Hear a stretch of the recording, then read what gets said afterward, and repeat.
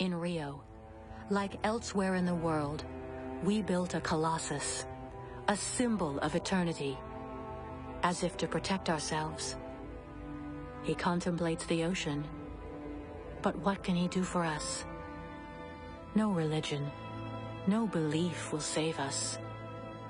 It's not a time for believing in the promises of heaven. Only my intelligence enables us to foresee and prepare our future. We can still change direction. There's still time to imagine a humanist and responsible stewardship of the planet. To remain on our ocean planet.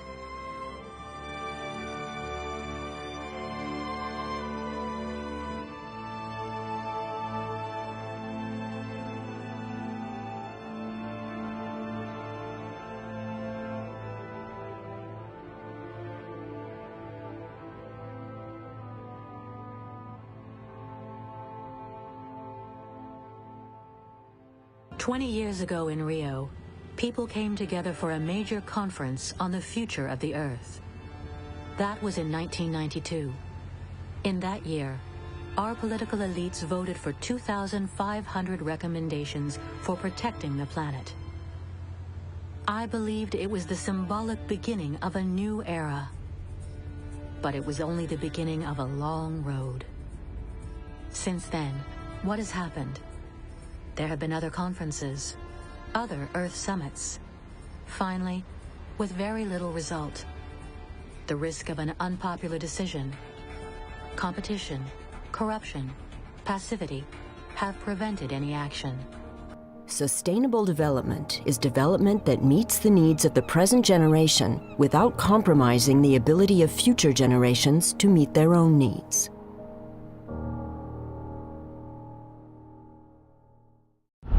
The Climate Summit in Copenhagen. More than 190 countries gathered here to save the world's climate. But the result was a meager compromise agreement without any concrete emission reduction goals. Exclusively obtained audio recordings now reveal how state leaders negotiated behind the scenes and how the summit ultimately failed. It's Friday afternoon, December the 18th, 2009. The 25 most important leaders in the world have gathered not in the main conference hall, but in the smaller room reserved for negotiations. Over snacks and mineral water, the leaders are discussing a draft of the climate agreement. German Chancellor Angela Merkel tries to get things going. Danish Prime Minister Lars Løkke Rasmussen, chairman of the climate talks, opened the talks. I think we have to now ask if there is some major objections to this. The government leaders already have copies of a draft climate agreement, but in the two most important places an X and a Y have been left as placeholders. There are no concrete figures for CO2 reductions by 2020 and 2050.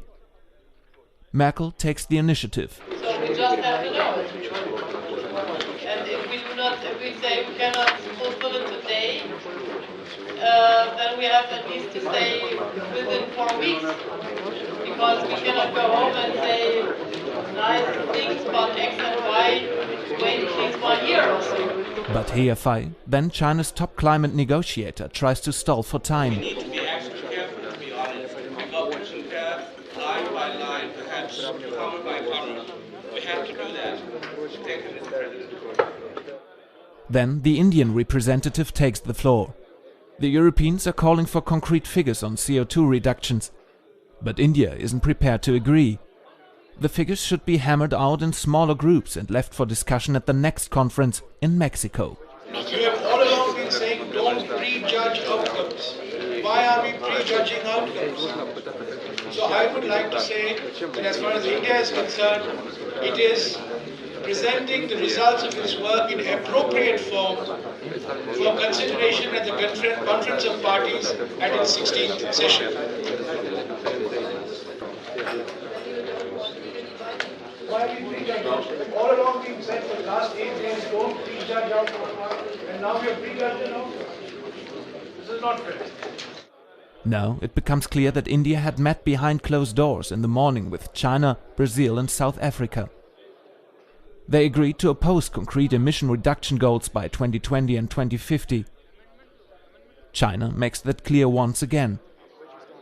I am surprised to find 50-50 still there, because we have made our objective very clear at this point. The Europeans now begin to realize that they are fighting a lost cause. Still, they refuse to give up. Gordon Brown takes the floor. I think it's important to recognise what we are trying to do here. We are trying to cut emissions by 2020, by 2050. And that is the only way we can justify being here. It is the only way we can justify the public money that is to be spent to do so. It's the only way we can justify the search for a treaty. And I think it's very important to recognise that we have to have objectives for 2020 and 2050. German Chancellor Angela Merkel supports her British colleague and suggests a compromise. I think it's a good way. I don't know what the Chinese think about that, but I would like to make an extra offer to the Chinese. If we refer here to the IPCC report, we could also say that we need a 50% reduction with respect to 2050 and 25 to 40% reduction with respect to 2020. Then you have to take some burden and we have to take some burden. So then we have all our sins and our things what we are doing. So is that for China? Though Chinese negotiator He Jiafei remains polite, he does not mince words. Thank you for all the suggestions. We said very clearly we must alter 50% reduction. Cannot accept it. French President Nicolas Sarkozy has had enough. Speaking in his native tongue, he rails against China's blocking tactics. C'est absolument China. Ce n'est pas l'esprit de négociation. Ça veut dire que les pays les plus pauvres n'auront pas les moyens que les pays les plus riches sont prêts à mettre sur la table. Pour la seule raison que vous ne pouvez pas assumer un engagement à 50%. À quoi cela sert-il de continuer à parler si nous ne sommes pas d'accord là-dessus? C'est quand même essentiel. Arrêtons l'hypocrisie. Now, US President Barack Obama joins the discussion. He wants to make it clear to the Chinese that, if they refuse to act, citizens in the world's industrialized nations will be unwilling to make sacrifices to protect the environment. There is a direct correlation between these issues of concrete targets and commitments and the financing. You can't separate one from the other. We can't get the financing in the absence of something that tells our people that we are not in this alone. Still, Obama also makes it clear that time is growing short. We try to move on and get these other issues resolved. And I'm saying that confident that I think China still is desirous of an agreement, as we are. And the alternative right now would be a breakdown of talks that I think would be very counterproductive because, Nicolas, we're not staying until tomorrow. I'm just letting you know, because all of us obviously have extraordinarily important other business to attend to. But He Jiafei refuses to be pressured. On the contrary, he throws the blame for delays back on the industrialized nations. I heard President Sarkozy talk about hypocrisy. I think I'm trying to avoid such words myself. I'm trying to go into an argument and debate about historical responsibility. People tend to forget where it is from. In the past 200 years of industrialization, developed countries contribute more than 80% of emission. Whoever created this problem is responsible for the catastrophe we're facing. Now, here we are. The negotiations appear to have reached an impasse. Talks continue, but no one in either camp is willing to make concessions. Finally, the Chinese negotiator calls for a break in the talks. I have a procedural request. I kindly ask for a suspension of a few minutes of consultation. We need some time for consultation. Yes, thank you. So we will suspend the meeting. But the meeting did not reconvene. Instead, China, India, Brazil and South Africa secretly met in another room to talk. When President Obama arrives, they reach an agreement without the Europeans. The summit comes to an end without concrete emissions reduction goals. The compromise leaves climate experts disappointed. The Copenhagen summit has been a chaotic failure. But we, humanity, have made an immense leap forward in the last 20 years. Our awareness has evolved. We are worried about the issue of the environment. But that's not yet enough. Time is catching up with us. At this rate, we are headed for catastrophe.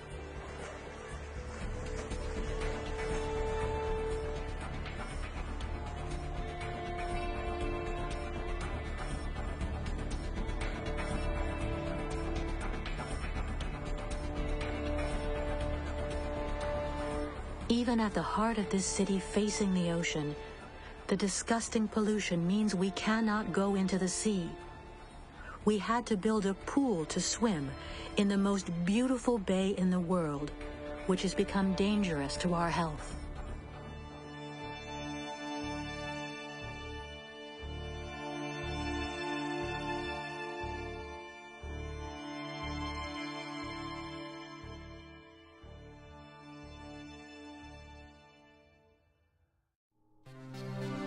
Experience is now showing us that we must reconsider our traditional notions of wealth and growth.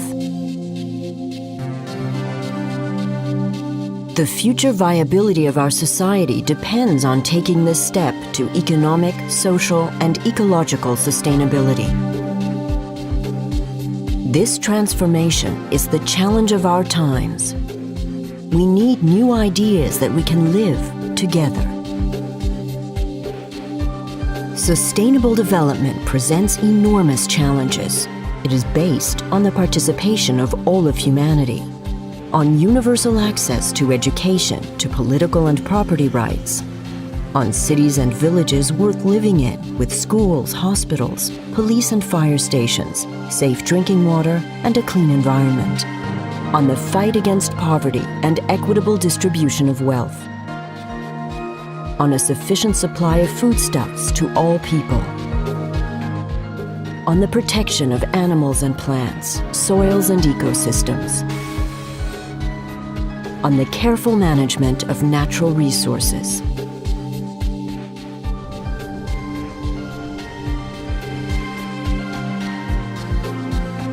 only sustainable development can address the threat of climate change, which concerns us all, worldwide.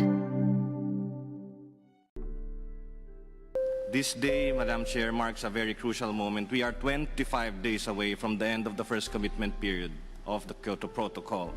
But we don't really have 25 days. We have a few precious hours left. We are at a critical juncture, and the next few hours represent a crucial opportunity for us to ensure that we are on the right trajectory to address the climate crisis.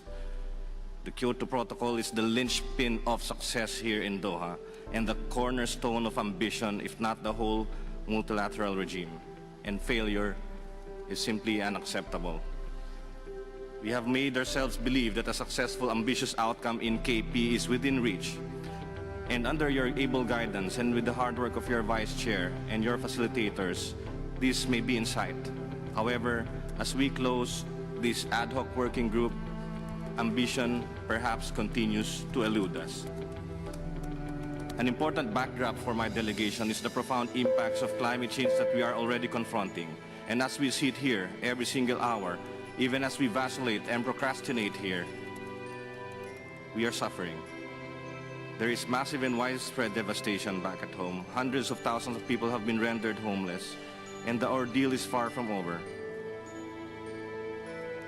Madam Chair, we have never had a typhoon like Bopa, which has wreaked havoc in a part of the country that has never seen a storm like this in half a century. And heartbreaking tragedies like this is not unique to the Philippines, because the whole world, especially developing countries struggling to address poverty and achieve social and human development, confront these same realities. Finally, Madam Chair, I speak on behalf of 100 million Filipinos, a quarter of a million of whom are eking out a living here in Qatar. And I'm making an urgent appeal, not as a negotiator, not as a leader of my delegation, but as a Filipino. I appeal to the whole world. I appeal to the leaders from all over the world to open our eyes to the stark reality that we face.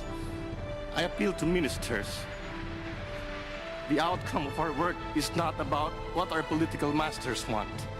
It is about what is demanded of us by 7 billion people. I appeal to all, please, no more delays, no more excuses. Please let Doha be remembered as the place where we found the political will to turn things around. And let 2012 be remembered as the year the world found the courage to do so, to find the courage to take responsibility for the future we want. I ask of all of us here, if not us, then who?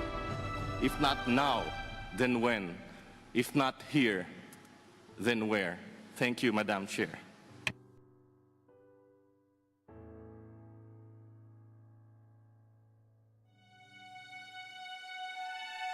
We want favorable living conditions, with an economic system that is fit for purpose and less crisis-prone. We want social cohesion and inclusion in a world that is growing together yet still diverse. We want intact ecosystems that supply us with fresh air, with healthy food, and clean water.